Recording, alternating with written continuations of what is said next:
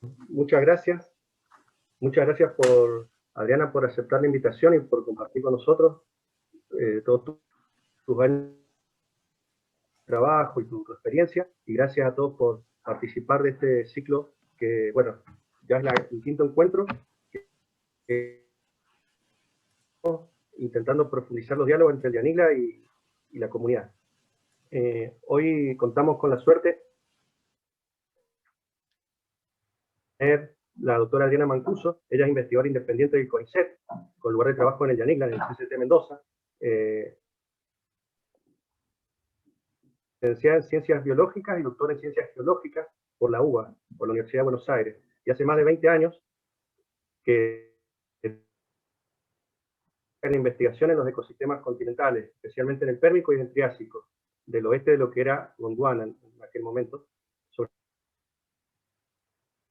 el centro-este de nuestro país, de Argentina.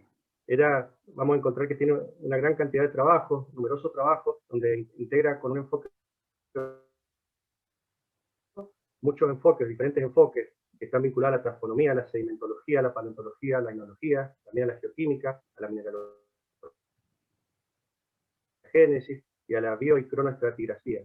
Todo ello para reconstruir entonces esas biotas según eran o cómo serían en el Triásico con sus paleopaisajes. Entonces, bueno, dicho esto, con gusto te escuchamos, Adriana, a ver esta linda reconstrucción que nos venís a contar y todo tu trabajo. Bueno, antes que nada quiero agradecerle a los organizadores que se tomaron el esfuerzo y el trabajo de tratar de ponernos de acuerdo en un horario y en una dinámica para dar estas charlas y para poder compartirlos tanto con la gente del Yanigla como con la gente de la comunidad, digamos, ¿no? De los que se están queriendo enganchar en estas charlas. Como decía Facu, yo hace más de 20 años que trabajo en tratar de reconstruir los ecosistemas continentales de lo que fue Gondwana, y por supuesto para hacer algo así no es fácil hacerlo solo, es casi que imposible, diría yo, por lo cual estos trabajos siempre son trabajos de un grupo de gente. En este trabajo en particular que les voy a mostrar hoy, los autores, digamos, del trabajo y el equipo de trabajo incluye a la doctora Cecilia Benavente, que también es investigadora del CONICET y del Yanigla, y es parte del Yanigla, y que juntas de alguna manera formamos el grupo de limnología, de limnogeología, que es parte del Yanigla. Y este trabajo además también participaron colegas del extranjero, que hace varios años que ya vienen trabajando con nosotros acá en Argentina, y la verdad que es interesante los trabajos multidisciplinarios que uno puede desarrollar con colegas de otras temáticas. Yo no soy especialista en dinosaurios, a pesar de que en el título está justo la palabra de la evolución de los dinosaurios, pero uno de los colegas que participa en estos trabajos es su eje principal, digamos, de trabajo, la evolución de los dinosaurios y de las faunas en particular durante el Triásico y Jurásico para él. Esta pregunta que nos hacíamos, si los cambios climáticos habían podido favorecer de alguna manera la evolución o la diversificación de los dinosaurios, tiene su punto de partida en este libro, que cambió la visión que nosotros tenemos sobre la evolución de los organismos y sobre los organismos en sí. Con este libro y en todos los estudios posteriores, cada vez más vinculamos el entorno con la aparición y desaparición de organismos a lo largo de la historia del planeta. Esa aparición y desaparición ocurre en todos los momentos de la evolución del planeta Tierra, pero en particular hubo algunos eventos que son 5 los más importantes, que son las 5 grandes extinciones que ocurrieron sobre el planeta, que tuvieron su vinculación con un cambio vertiginoso y abrupto en esos ecosistemas que produjeron la desaparición de porcentajes muy altos de la diversidad que habitaban en esos momentos.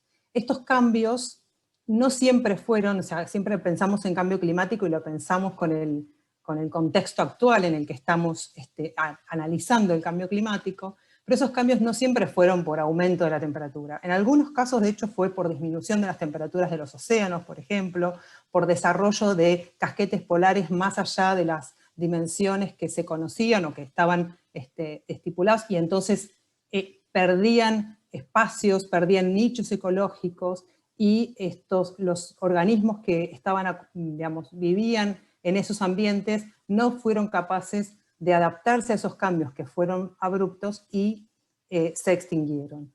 Pero a pesar de eso, si uno ve en las curvas de riqueza tanto de la fauna como la de la flora, asociado a estos disminuciones abruptas, siempre viene un pico de diversificación importante. Es decir, donde la típica frase de donde unos ven crisis, donde unos ven desastre, otros ven oportunidad, también de alguna manera eso pasa en la naturaleza, donde algunos organismos que se encontraban ocupando nichos menores o desarrollos menores, ven la oportunidad de un desarrollo mayor, de la oportunidad de ocupar nichos que previamente habían sido ocupados por otros organismos y que no lograron adaptarse a estos cambios ambientales, y entonces se desarrollan con rapidez. En este marco, digamos, es que uno ve esto a nivel, en el mundo natural y en la historia geológica de la Tierra, lo ve a lo largo del tiempo, y hay eventos mayores, pero también hay eventos menores, y eventos que se podrían decir como cotidianos, digamos, donde este proceso ocurre naturalmente, y no siempre es un evento catastrófico lo que desencadena esa disminución de la diversidad instantánea es una forma de decir, ¿no? Muy vertiginosa para después un desarrollo posterior. Si nos abocamos al Triásico, que es el tiempo en el que principalmente nosotros trabajamos, el Triásico fue un periodo de casi 50 millones de años que la Tierra tuvo una sucesión de revoluciones bióticas donde aparecieron muchos grupos, de hecho muchos de los grupos que hoy dominan el planeta surgieron de alguna manera en ese Triásico, y fue como una recuperación post la extinción más grande, que es la extinción del límite entre el Pérmico y el Triásico. Y si pensamos cómo era el planeta en ese momento, era muy diferente de lo que conocemos hoy. Los continentes no estaban en la posición que conocemos, sino que estaban todos reunidos en un único continente, que nosotros lo denominamos Pangea. En el sur, en Sudamérica, África, Antártida, Australia e India formaban un continente que lo llamamos Gondwana, y en el norte, en el hemisferio norte, tanto Eurasia como Norteamérica formaban la Eurasia. Este continente, como ustedes ven, tenía un desarrollo ¿cómo se llama esto? De un lado y del otro del Ecuador, equitativos más o menos, en masas continentales, y tenían un mar restringido que lo conocemos con el nombre de Tetis, que es este mar restringido que se ubicaría acá. Como ven, en esta reconstrucción no hay casquetes polares. El clima en ese periodo triásico fue con temperaturas relativamente más altas de las que conocemos hoy. Las condiciones climáticas esencialmente fueron con un régimen monzónico asociado a este gran megacontinente que forma esta masa continental gigantesca, genera regímenes monzónicos, y para el Triásico se considera que eran megamonzónicos, es decir, de gran escala. Era con un régimen estacional bien marcado. Y si nos asociado, digamos, en estas condiciones climáticas, hubo durante el Triásico superior un evento o un episodio en realidad, porque no es muy cortito, entonces se lo denomina episodio, que fue estudiado como el episodio húmedo carniano. En ese mar de Tetis que les mostraba recién, hay evidencias geológicas que soportan esta interpretación de que hubo un episodio, un lapso de tiempo en el cual la humedad fue mayor, las lluvias fueron mayores. Esto se evidencia porque todo ese mar de Tetis, toda esa costa que principalmente es parte de lo que hoy es parte de Europa y China, por ejemplo, hay secuencias de plataformas marinas carbonáticas por una alta depositación de sedimentos continentales silicoclásticos. Esto está asociado con episodios de lluvias que drenan ese sedimento hacia los océanos. Este evento que se ve esencialmente, las evidencias vienen de estos afloramientos de lo que fue el mar de Tetis. Fue utilizado por algunos autores para proponer su vinculación con la diversificación de los dinosaurios. Ahora bien, hasta ese momento, ese postulado, digamos, lo plantearon en función esencialmente de huellas de potenciales dinosaurios que hay en esas mismas secuencias que están asociadas en el mar de Tetis y en registros de huellas de otras localidades, por ejemplo, incluso de Argentina. Ahora, si nos venimos a Argentina, a Sudamérica, en Sudamérica hay varias cuencas triásicas con un hermoso desarrollo de afloramientos bien extensos y con un muy buen registro de todo el Triásico, y en estas cuencas es donde esencialmente nosotros estamos trabajando. Esta es una imagen satelital de lo que de los afloramientos y como es hoy la cuenca de Ischigualasto-Vilunión, que se encuentra en el límite. Aquí les voy a mostrar el límite entre la provincia de San Juan y La Rioja, pasa más o menos por aquí, ¿no? Por estas sierras. En realidad por aquí, por lo de los Colorados, pasa parte del límite y luego se cruza para allá. Todas estas rocas que vemos acá son parte de esa cuenca Ischigualasto-Vilunión, donde hoy conocemos en esta zona el Parque Provincial Ischigualasto y el Parque Nacional Talampaya en La Rioja. Nosotros para este trabajo en particular trabajamos en dos localidades cerca del margen activo. Esta cuenca es una cuenca de rift con una dinámica parecida a las que podemos observar en las cuencas de rift del este de África. Son cuencas profundas, extensionales, que tienen un muy buen registro sedimentario generalmente. Nosotros hemos trabajado en este área, que es el Cerro Bola, y que tiene una posición cercana al margen activo de la cuenca. Y también hemos trabajado en esta área, que es la zona de Chañares y los Igualo, que está cerca del margen pasivo. Entonces, en el margen activo vemos estos afloramientos magníficos de lo que fue un lago durante el Triásico Alto. Esta secuencia se la conoce desde el punto de vista lithoestratigráfico como formación Los Rastros, y tiene una muy abundante registro de plantas y también de insectos y de conchostracos. Ya vamos a ver sus reconstrucciones. En estas secuencias, que son unas secuencias de lagos con deltas que progradan sobre ese lago, en las facies costeras, como estas del lago, hay huellas de tetrápodos, y también en estas facies, que son los sedimentos de un margen, de una costa del lago carbonática, que asociada a este mismo lago, estos depósitos de la costa carbonática están en simultáneo, en paralelo, digamos, a lo que es de los desarrollos de esos grandes deltas que le mostraba recién, y en todas estas hay huellas de distintos tipos de tetrápodos que se desarrollaron durante el Triásico. Entre ellas, por supuesto, también hay huellas tridáctilas, que son las que estos autores han usado de alguna manera perdón que voy más rápido, ahora me doy cuenta que voy más rápido de lo que pasa en las figuras. Estas son las huellas triásicas, tridáctilas, que estarían representando esos potenciales rastros de dinosaurios. Por otro lado, si vamos a...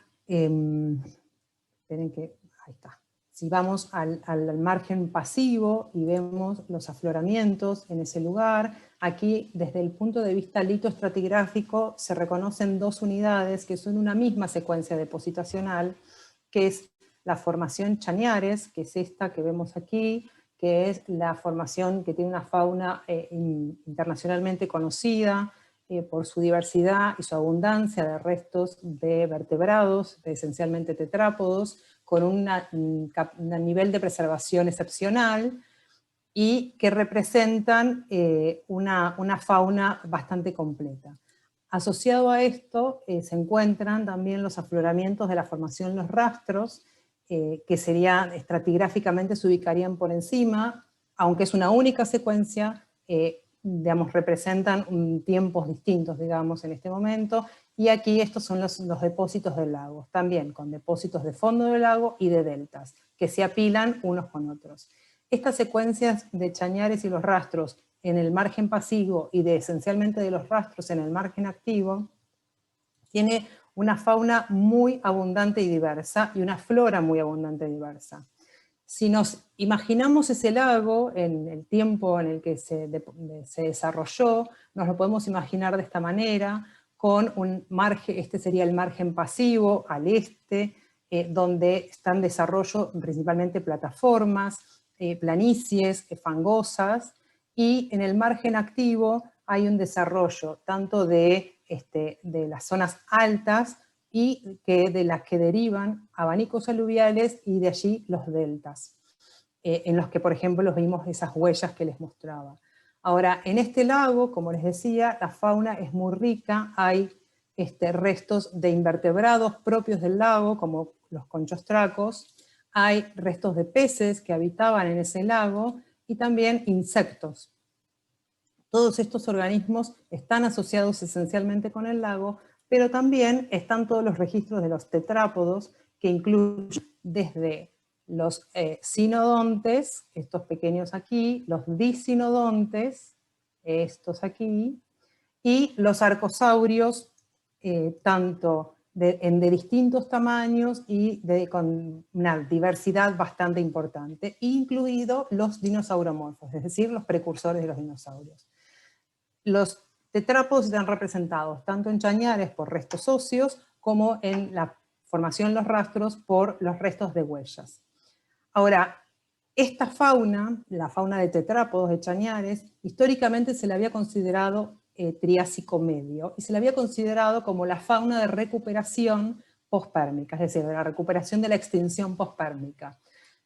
Hace unos muy pocos años conseguimos hacer unas dataciones absolutas de alta resolución que nos mostraron que en realidad estas secuencias portadoras de esta fauna tan conocida, en realidad era de edad carniana, es decir, Triásico alto, la base del Triásico alto. Esto cambió bastante el panorama desde dos puntos de vista. Por un lado, desde pensar el tiempo en que había tardado la evolución de los dinosaurios, desde sus precursores hasta dinosaurios verdaderos que encontramos ya en la formación Ischigualasto, que es la que está justo por encima de la formación Los Rastros.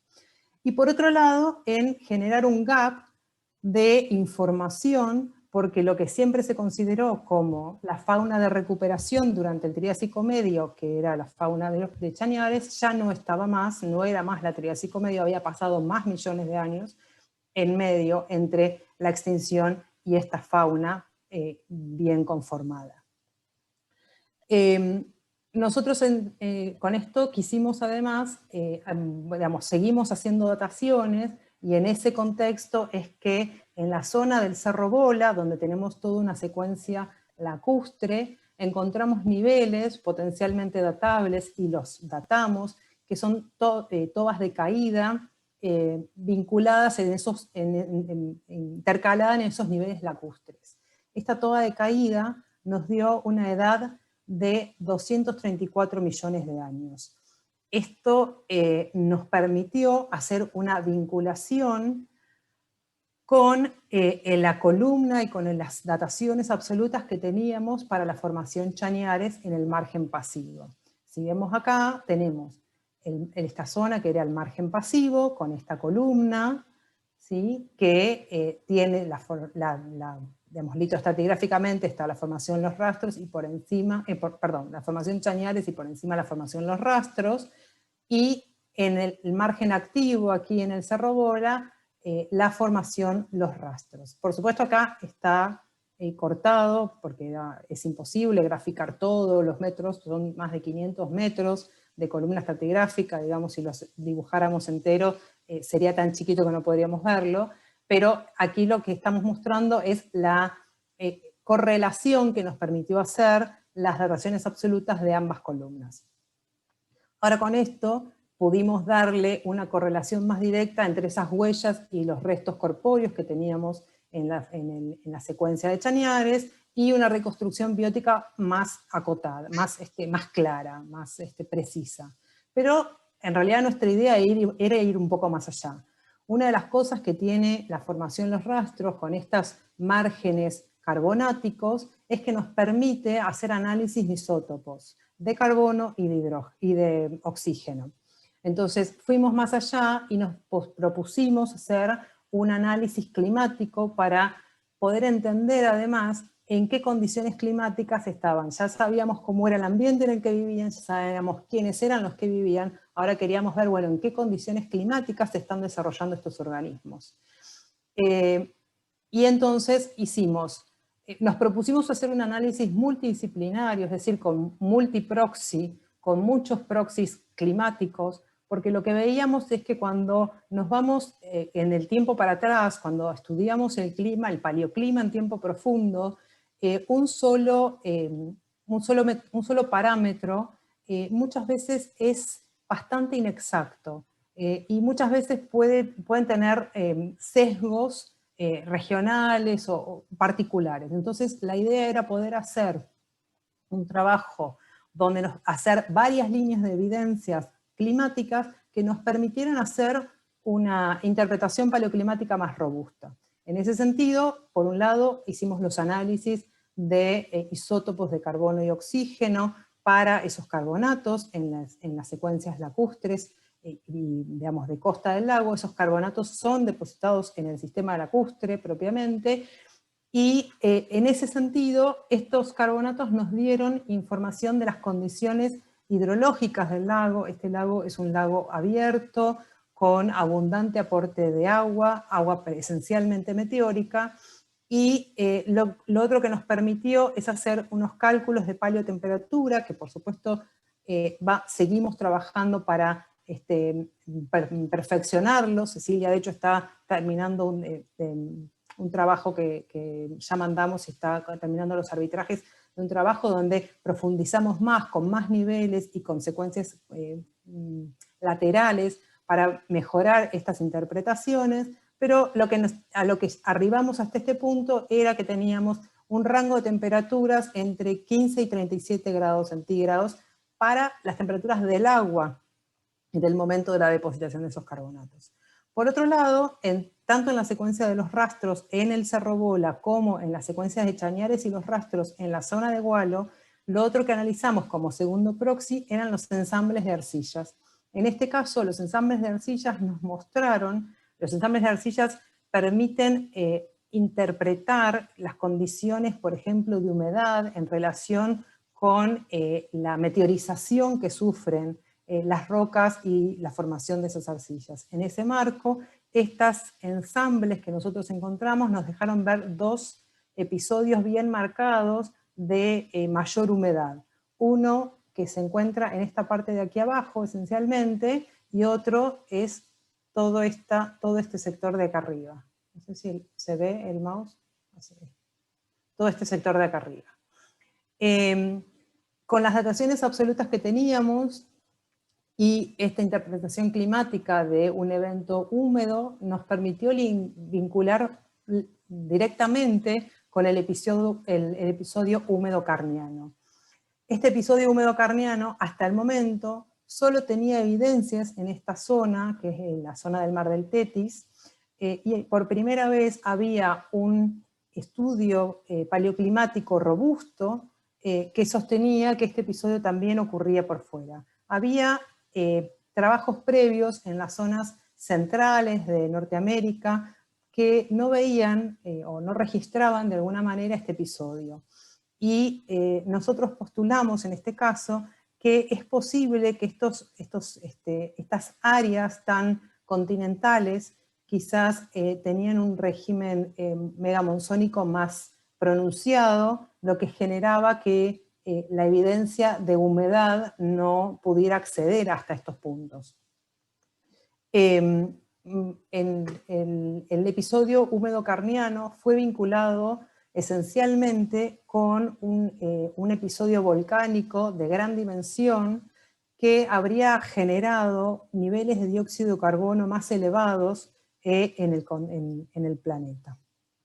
Ahora, con respecto a si podemos responder a esta pregunta con la que empezábamos, si realmente habían favorecido o no este evento la diversificación de los dinosaurios, en realidad nosotros somos un poco cautos y digamos, aunque hay muchos autores que lo proponen y lo quieren asegurar, nosotros consideramos que la presencia, digamos, la presencia de evidencias de dinosaurios en estas edades están solo vinculadas a huellos de dinosaurios o de dinosauromorfos. Es decir, tanto un dinosaurio como un precursor de dinosaurio generaría el mismo modelo de huella, el mismo estilo, la misma morfología para una huella, lo cual no nos permite, por lo menos nosotros, no nos aventuramos a asegurar que sí o sí esto habría sido así.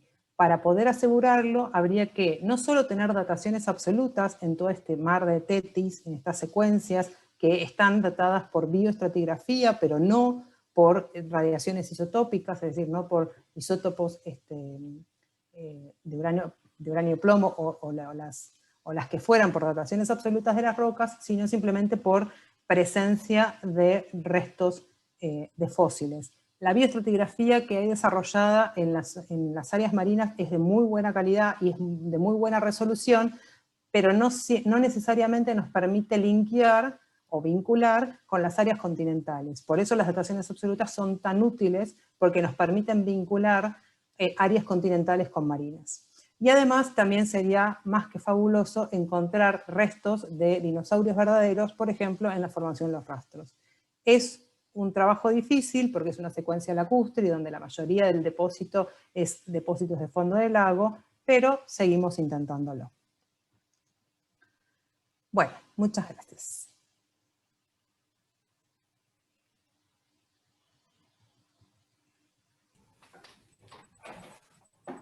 Bueno, muchas gracias, Adriana.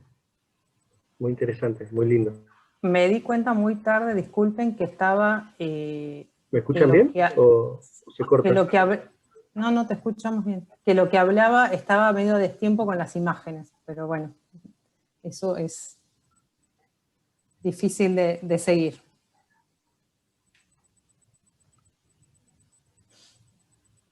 Adriana, si quieres dejar de sí. compartir pantalla para tener, digamos, visión de todos, como tú quieras. Sí, ahí dejo, si logro que me dé bola. Si no se me escucha bien, Cris, no sé, ¿no nos escucha bien mi voz? Por ahí me está fallando la conexión. Ahí estoy. Se te escucha, Facu. Bueno.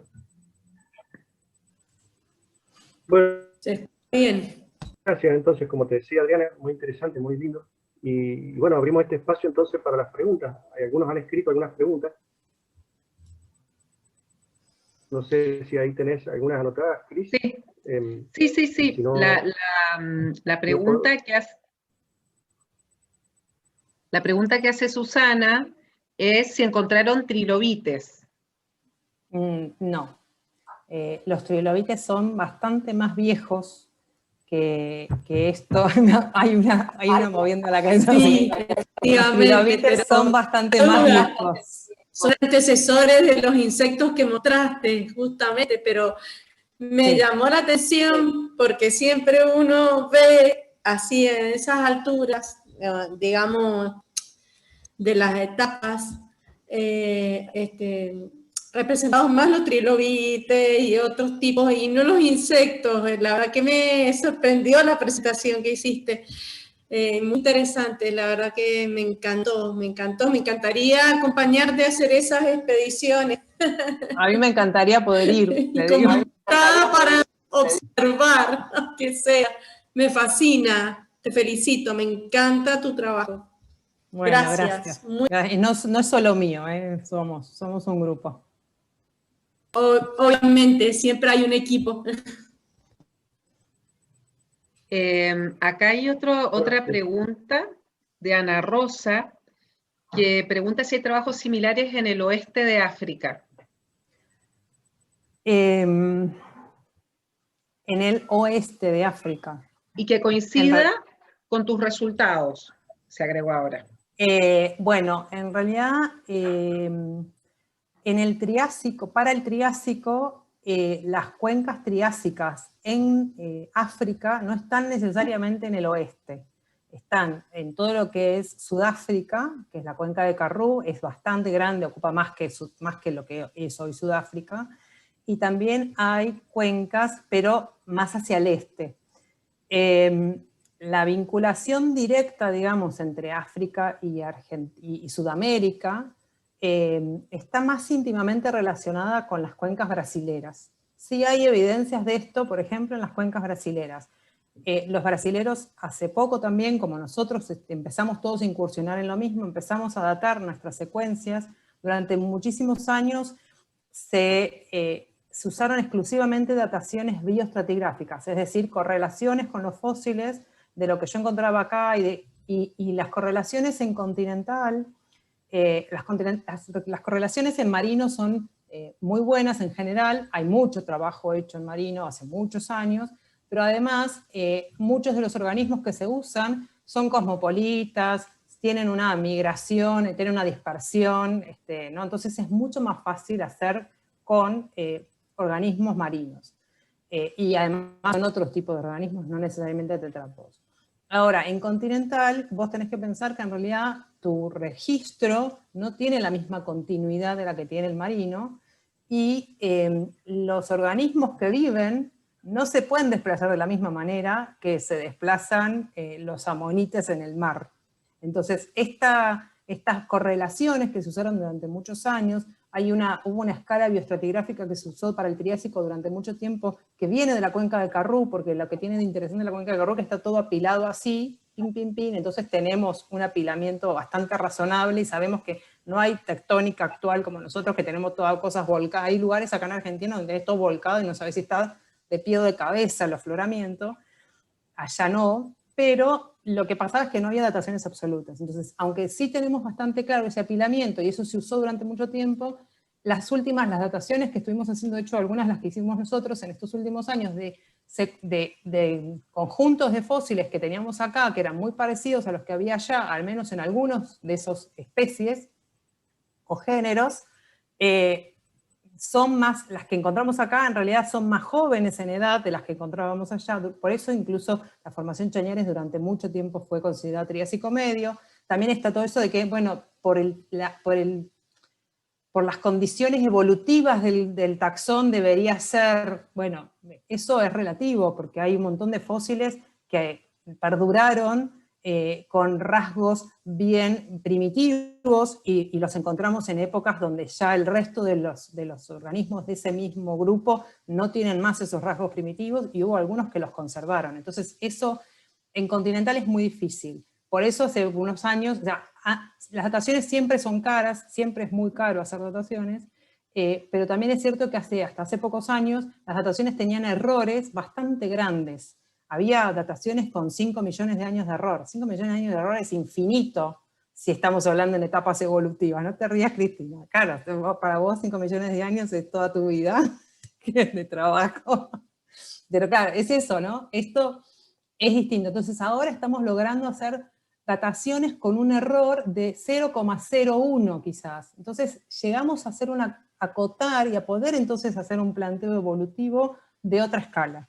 Y también a vincular áreas muy distantes. Sí, hay un montón de cuencas africanas triásicas que tienen registros lo que nosotros tenemos de ventaja contra todos los demás es que tenemos unos afloramientos magníficos y unas cuencas que, como son cuencas de rift, conservaron un registro muy bueno y que por lo menos tanto la de Ischigualasto como la de Cacheuta aquí en Mendoza tiene un registro casi continuo, casi no tiene hiatos y el apilamiento está muy bien preservado, a pesar de la tectónica actual, ¿no? La tectónica terciaria que los puso en la superficie.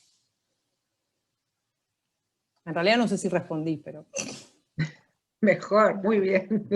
Acá hay una pregunta de Alberto que dice, al sur del Ecuador, en ese enorme continente, ¿había grandes cordilleras? Mirá, es que en realidad, de hecho, no estaba la cordillera como hoy la conocemos, ¿sí? Entonces, no había altas cordilleras porque todos los continentes se terminaron de juntar de alguna manera al fin del Carbonífero, principios del Pérmico. Y luego de eso tuvieron como un momento de estasis y después empiezan a querer separarse. Entonces no hay una tectónica compresiva suficiente como para generar grandes cordilleras.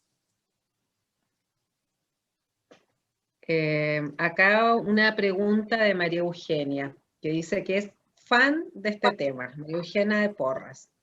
Soné. Ella fue la que la otra vez, a no sé quién lo mató, Soné. Ahora me va a preguntar todos los nombres de los dinosaurios y no me lo sé.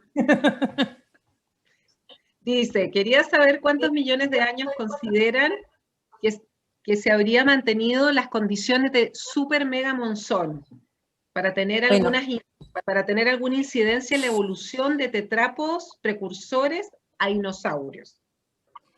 Mira, en realidad el mega monzón duró casi todo el Pérmico y todo el Triásico, es decir, 100 millones de años.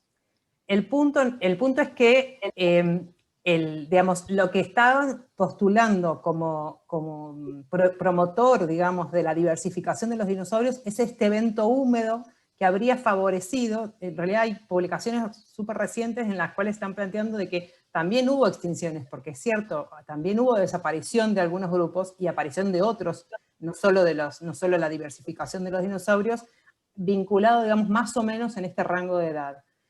Este episodio, en realidad, porque es más largo como para llamarlo evento, este episodio tiene alrededor de 2 millones de años. El punto es lo que decía, que deberíamos tener dataciones absolutas en esa secuencia para poder tener un registro mejor y saber exactamente cuántos millones de años. Lo que se postula desde la bioestratigrafía es que más o menos habría durado 2 millones de años. El evento húmedo. El mega monzón ocurrió durante todo el Pérmico o gran parte del Pérmico y todo el Triásico. Acá Ana Rosa dice que gracias a Adrián es excelente respuesta para una pregunta tan escueta por la pregunta anterior. Es que me dejan hablar y no paro. También dicen, bueno, excelente exposición, Argentina es un gran yacimiento de dinosaurios, felicitan por la claridad. Acá María Susana Marín dice, los peces en el mar de Tetis eran condrictios, es decir, cartilaginosos, o ya se habían aparecido los osteoictios, es decir, los óseos. Hay de los dos, hay de todo, porque en realidad tanto los condrictos como los osteictios aparecieron mucho antes, digamos. Ya estaban desarrollados en todos los ambientes, incluso hasta el Triásico, los peces que le estaba mostrando ahí para la formación de los rastros, son peces óseos, y digamos, y ya estaban metidos en el continente, digamos, ¿no? Si pensamos que el origen de los vertebrados es marino. Evolutivamente creo que aparecieron primero los condrictios. Son los más antiguos, especialmente los tiburones, que son los fósiles vivientes, digamos, en el mar. Pero son un poquito posteriores los condrictios, pero tenía la duda de si ya en ese momento convivían ambos. Sí, tu respuesta. Sí. Bien. Sí. Hay perfecto. Las secuencias, estoy también trabajando en unas secuencias, podríamos decirle lacustres, en África, que es una cuenca que se correlaciona, o sea, que se relaciona, que era como si fuera la misma cuenca con una que es en parte está en Brasil. Eso es el pérmico más bajo, y ya hay de ambos. Y en realidad creo que vienen desde el Carbonífero, no me acuerdo exactamente el biocrom, pero creo que desde el Carbonífero ya hay de los dos. Mira, O antes, por no, anecdótico, te estoy sí. mintiendo, debe ser de antes, porque los tetrápodos basales que hay desde el Carbonífero inferior son derivados de los peces óseos. Claro. Vos es que por una cuestión Perdón. anecdótica, te pregunté de los trilobites, porque Sí. siempre se ha hablado de que la cordillera de los Andes estuvo bajo mar, en parte, y en la cordillera, yo sé que en el Cajón Maipo se encuentran trilobites, entonces me preguntaba si ahí también podían haber habido. Y igual, en la Patagonia se habla mucho de los amonites, pero no son contemporáneos, ¿verdad? Trilobites y amonites no, ¿verdad? No, los trilobites son todos paleozoicos, y los amonites creo que surgen en el paleozoico más alto, pero en realidad son esencialmente mesozoicos. Y claro, son todos marinos, porque la cordillera no estaba, ¿no?, en esos momentos, no había una cordillera como hoy, exactamente. Y entonces ahí hay desarrollos de plataformas marinas. Súper interesante, muchas gracias, Adriana. Acá hay otra pregunta de María Fernanda, que pregunta si el celacanto es un fósil. El celacanto.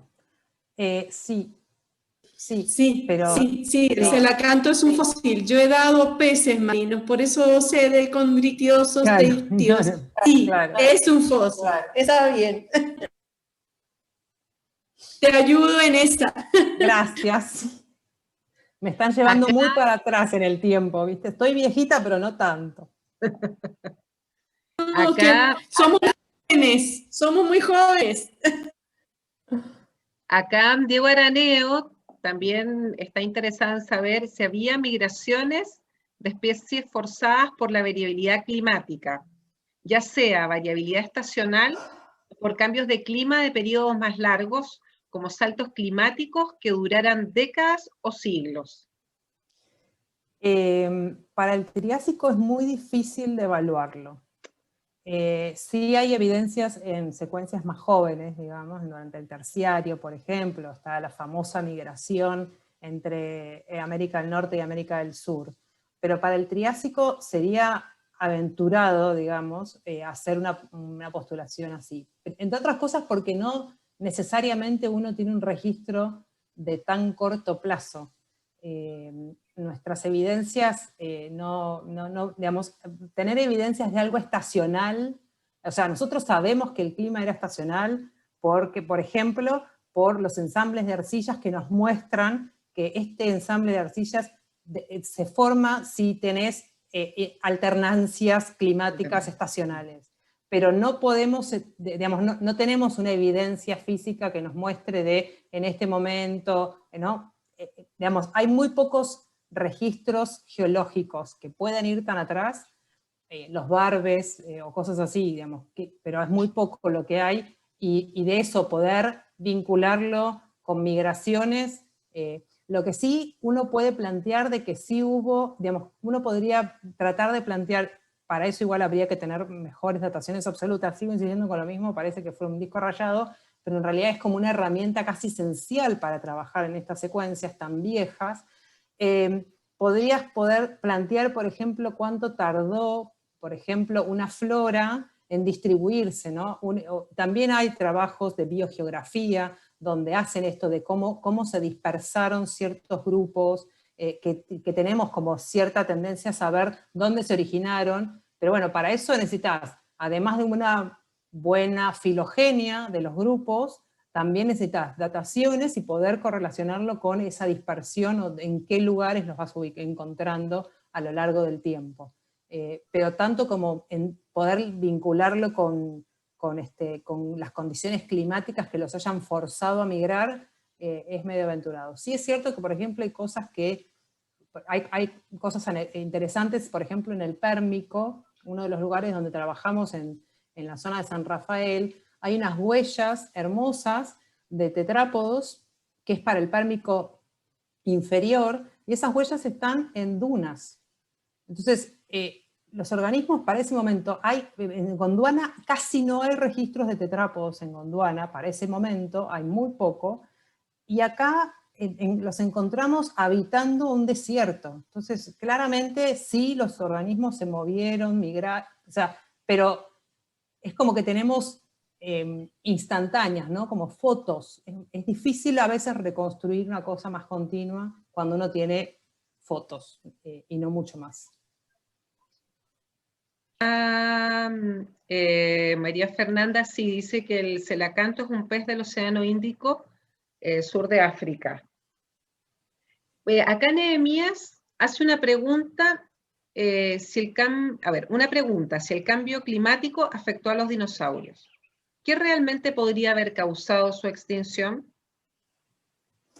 Bueno, en realidad su extinción vino mucho después de lo que yo trabajo, pero como para todas las extinciones más importantes, siempre hay varios postulados. En general, todas las extinciones estuvieron asociadas a cambios abruptos que involucran al clima de alguna manera.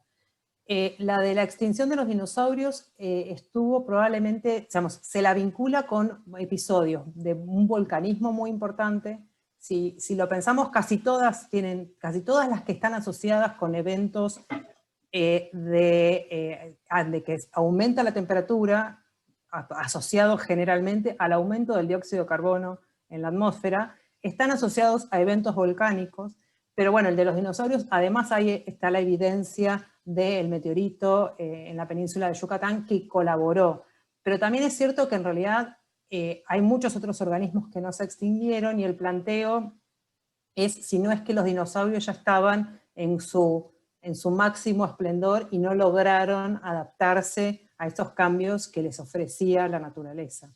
Que no necesariamente esos eventos son puntuales. Pensemos que todas estas extinciones masivas que involucran la desaparición de un porcentaje muy alto de las especies y de los grupos, incluso a veces de grupos completos, no ocurrieron en 10 años, ni en 100 años, ni en 1000.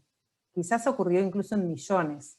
Lo que pasa es que si uno lo ve en el registro geológico, lo ve casi como una cosa instantánea. Ve desde estos niveles para arriba, veo estos fósiles y para abajo no los veo, o al revés, ¿no? Estos fósiles los encuentro hasta que acá, a partir de este nivel, no los encuentro más. Y esa es la evidencia concreta, digamos, de alguna manera que nosotros tenemos. Pero bueno, a veces esa vinculación directa no siempre es sencilla, porque ese nivel, por ahí son millones de años. Quizás es un solo millón de años, pero 1 millón de años es mucho tiempo. Yo no creo durar tanto.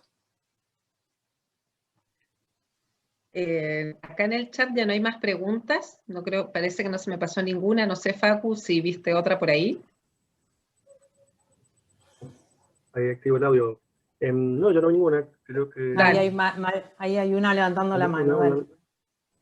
Acá me parece que van a pedir Si quieren la hacemos por acá, Sí, vale. A ver.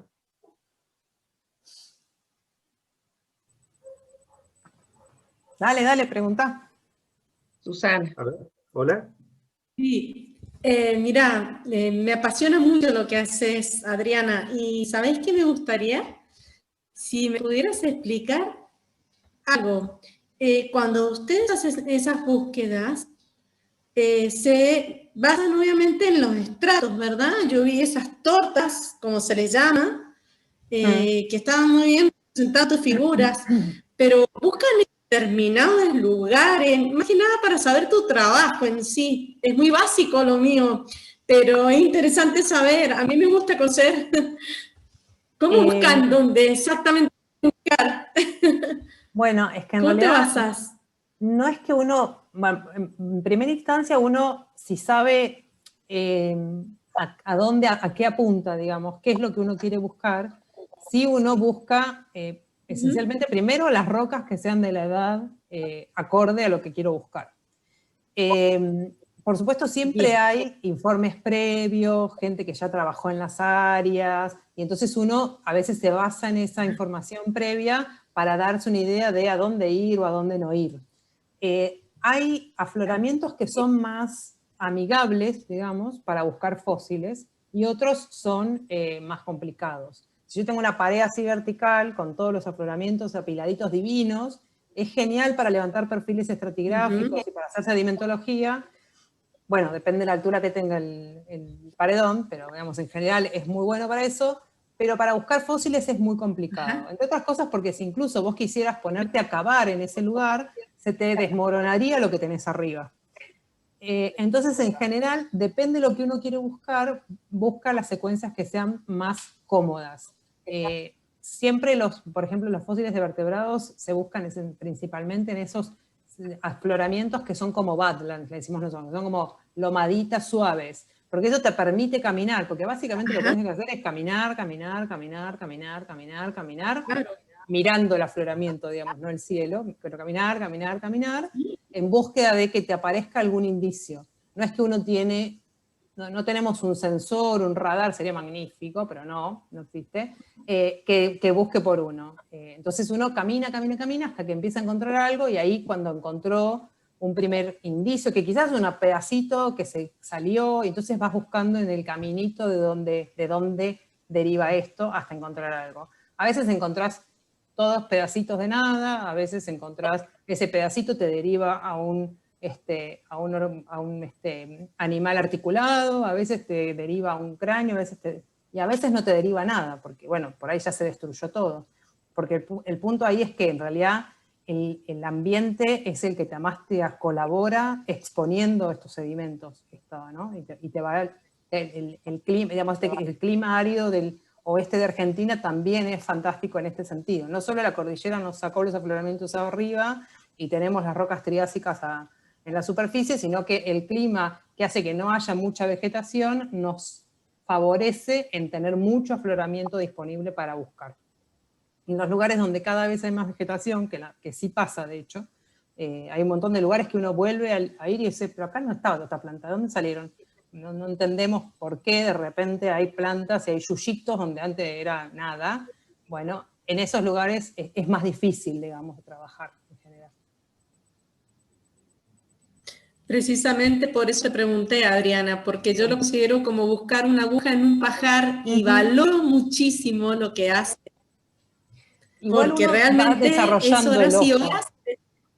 Sí, uno trabaja mucho, camina mucho, pero uno se va haciendo el ojo en general. Hay mejores y peores buscadores de fósiles. Yo en una época salía con un geólogo que era genial, era un excelente geólogo, pero no veía un fósil ni que tuviera cartel. Y bueno, nada, es así. Era bueno para las rocas, pero no para encontrar los fósiles. Sí, era extraordinario. Ricardo, debió levantar la mano. Sí. Adriana, te cuento. Gracias. Ricardo, dale. Gracias Cristina, me sobrepasa toda esta idea del chat y todas estas cosas modernas que ustedes manejan también. Yo necesito hablar. Disculpe. O sea, la idea esta de las extinciones y el crecimiento, la recuperación en el número de especies que siguen a la extinción, tiene, claro, escalas temporales muy diferentes, pero tiene una similitud, digamos, con lo que estudiamos en el presente cuando tenemos, por ejemplo, un disturbio en un bosque. Es decir, un disturbio en un bosque puede ser un incendio, puede ser un deslizamiento, donde va a quedar, digamos, nuevas superficies descubiertas, ¿no? Que van a ser rápidamente colonizadas por especies, pero en este caso, digamos, por los tiempos tan breves no hay la posibilidad de una evolución, digamos, sino que las mismas especies van a colonizar. Es decir, si uno hiciera un inventario del número de especies que existen ahí después de un disturbio, veríamos como una extinción a escala local, y que luego se va a recuperar justamente por las mismas especies que están las más cercanas, o las semillas que puedan llegar, o las condiciones que favorecen. En general, viste que hay hay como especies que son... pioneras le decimos nosotros, las que entran primero. ¿Cómo le dicen? Pioneras le dicen. Pioneras, claro. Bueno, sí, digamos, porque son de tipos de estrategias distintos, ¿no? Claro, Sí, claro. digamos, entonces hay las que siempre encontramos, también eso, por ejemplo, pasa, y es muy claro, por ejemplo, en las trazas fósiles, o en las trazas, ¿no? En las trazas en general, de los organismos. Hay ciertas trazas que te encontrás en todos lados, porque los organismos que la hacen son capaces de meterse en todos lados, son aptos para todo ambiente, y otros que necesitan que el ambiente tenga cierta estabilidad y se haya desarrollado para poder encontrarlas. Bueno, es lo mismo, en realidad pasa, es como en otra escala. Ahora, el problema con respecto a las extinciones en sí, es que perdiste la biodiversidad. Es cierto que esa pérdida de biodiversidad o esa liberación de nichos ecológicos o aparición de nuevos, porque a lo largo, por lo menos en la historia del planeta, en algunas de esas extinciones no solo se liberaron nichos, sino que aparecieron nichos nuevos, se generaron de alguna manera la posibilidad de que otros nichos se fueran ocupando, generándose. Entonces, el punto es ese, que esa recuperación tiene un tiempo, tiene un delay, no es instantánea. De hecho, con respecto, por ejemplo, a la extinción pérmica, del fin del Pérmico, que fue la más grande, con casi el 90% de pérdida de la biodiversidad, estamos viendo que siempre se postuló que había tardado entre 4 y 8 millones de años en recuperarse. Claro. Es muy profundo el cambio. Fue una extinción increíble, pero porque el cambio ambiental fue muy profundo. Porque, pero claro, la recuperación pregunta, ¿no? Surgió, pero no necesariamente en tiempos humanos ni imposible, o sea, no hay cómo pensarlo ni siquiera. Sí, ¿no? Sí. Por eso, digamos, ahí va mi pregunta, que no es solamente que ocurra un disturbio global, sino que también necesitas un tiempo para que, digamos, exista una modificación genética y eso permita la aparición de nuevas especies, digamos, o sea.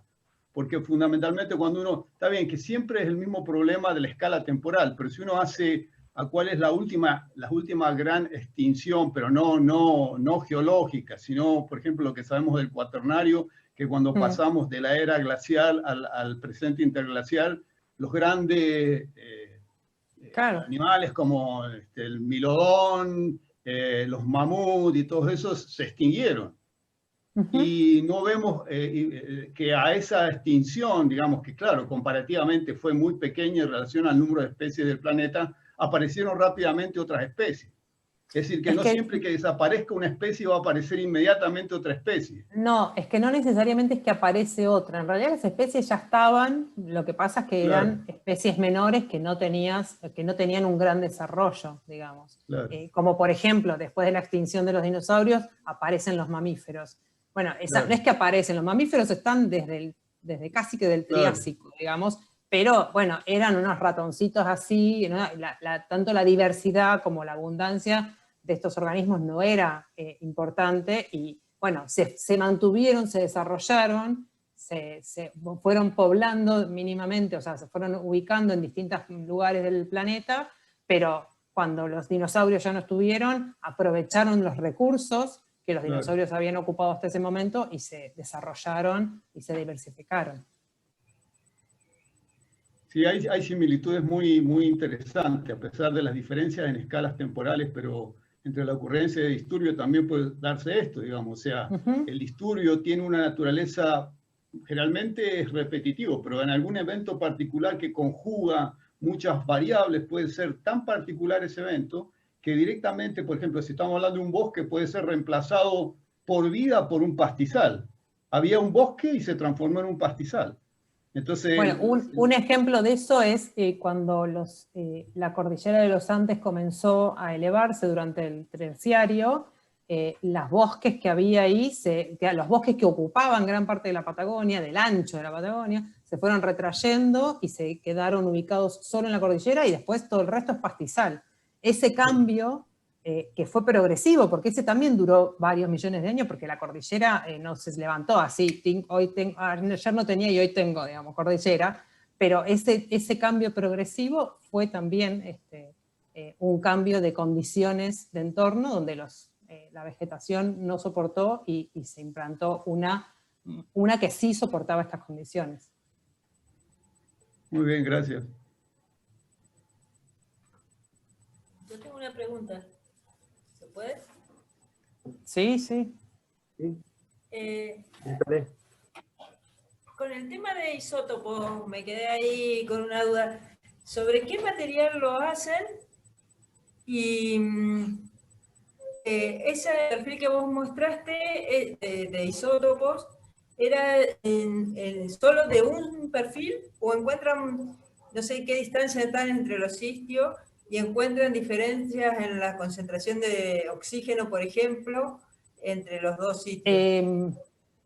Bueno, de vuelta, cuando te vas a tiempo profundo, digamos, cuando te vas para atrás en el tiempo, no tiene el mismo nivel de resolución del que vos estás pensando que haces ahora, digamos, ¿no? Con los anillos. Los niveles de oxígeno y de carbono los estamos midiendo en el depósito original de esos niveles carbonáticos, que son niveles micríticos, es decir, que fueron niveles depositados por microorganismos en esa costa del lago.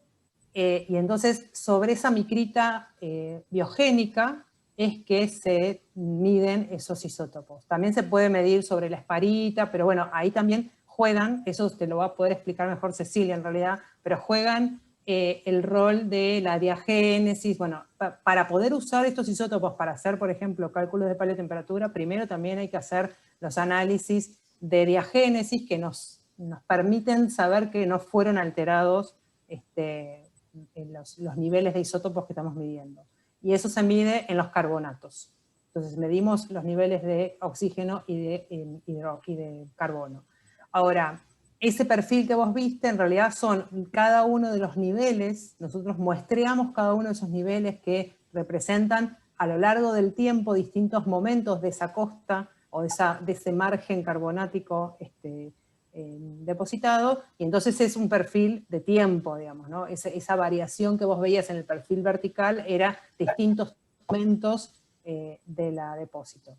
La otra columna que les mostraba no tiene carbonatos, en realidad tiene esas concreciones que muchas son portadoras de los vertebrados, pero que son con cemento carbonático, pero no son depósitos carbonáticos biogénicos, pero sí tenemos en la misma área del Cerro Bola más de una columna con distintos niveles carbonáticos medidos, y es lo que está ahora haciendo Ceci en el trabajo donde está profundizando, digamos, en el tema.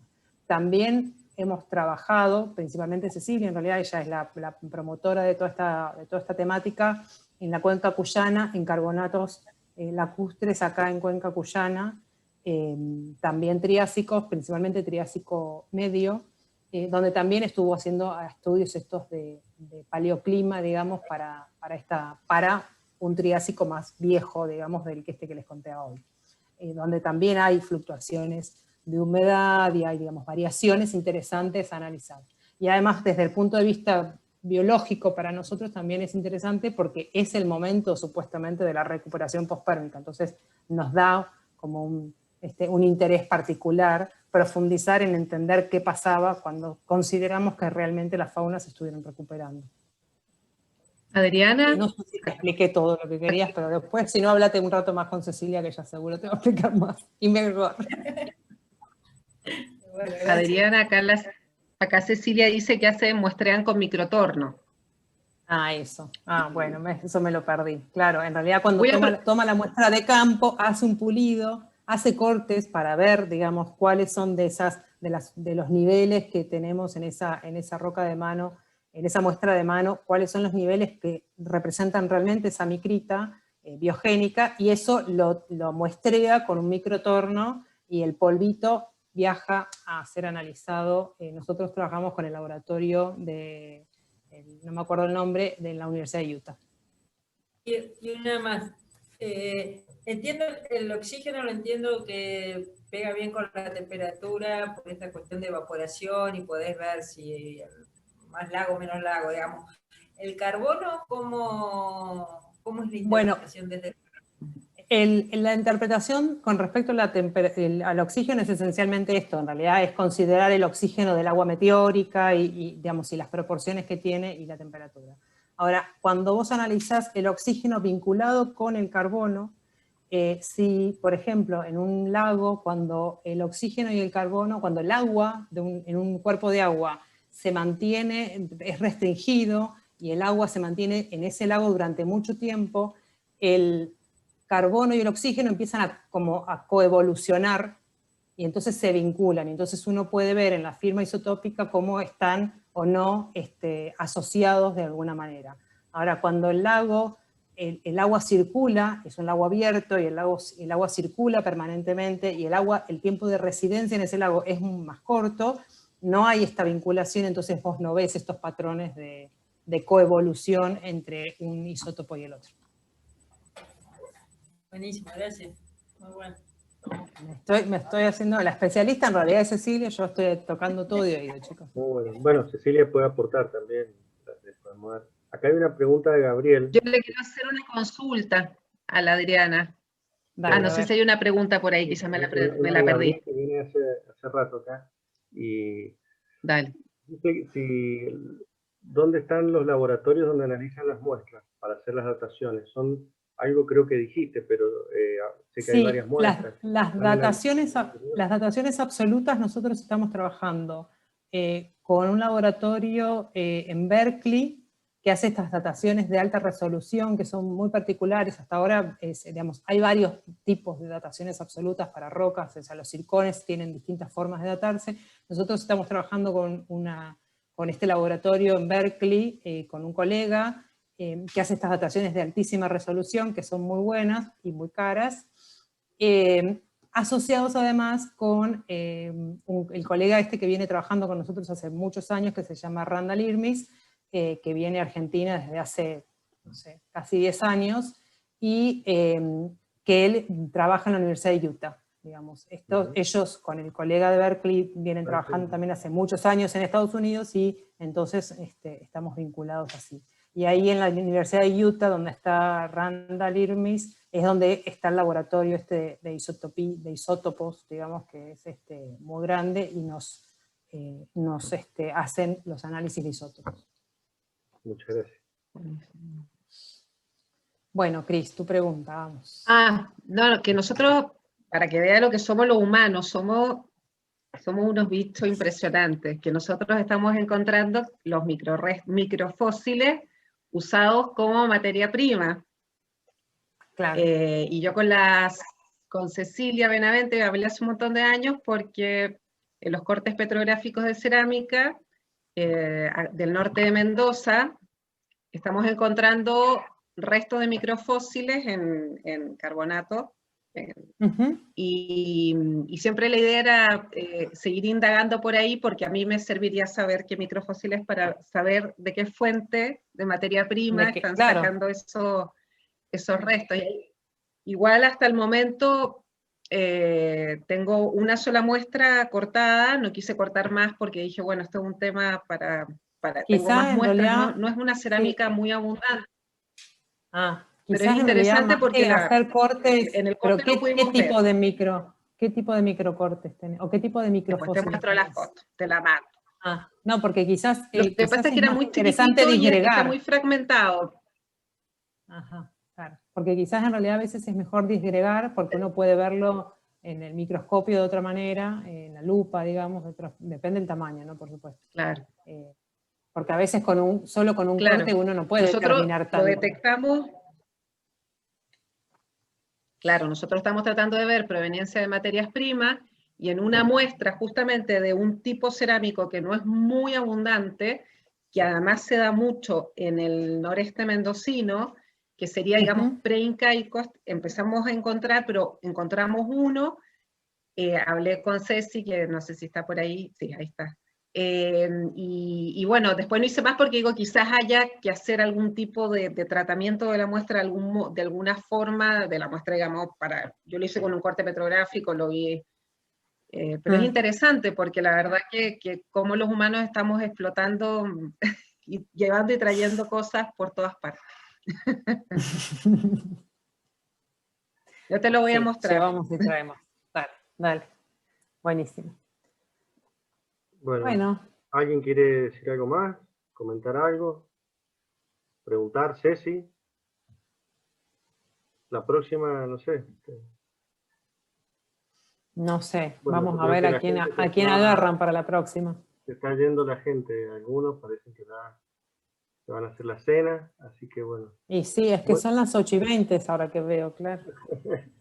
La verdad Bueno, que muy bien, Adriana, me gustó mucho. Y bueno, gracias por invitarnos y no paran las felicitaciones por el chat y muy didáctica la charla y yo por lo menos no sé nada del tema y me pareció súper interesante y didáctica. Así que bueno. Bueno, me alegro porque es muy difícil así como introducir a la gente en un tema que habitualmente no, digamos, no lee, no mira o no sé qué, es muy difícil porque hay infinitas cosas más que les tendría o que yo sentía que les tenía que contar o explicar para tratar de llevarlos, digamos, hasta donde uno quiere ir, pero bueno, no es posible en media hora. Dejar algo para la segunda parte, pero es apasionante, la verdad. Sí, la paleontología es súper interesante y lo más divertido es ir al campo, pero bueno, estamos prohibidos. Ya lo lograremos. Buenísimo.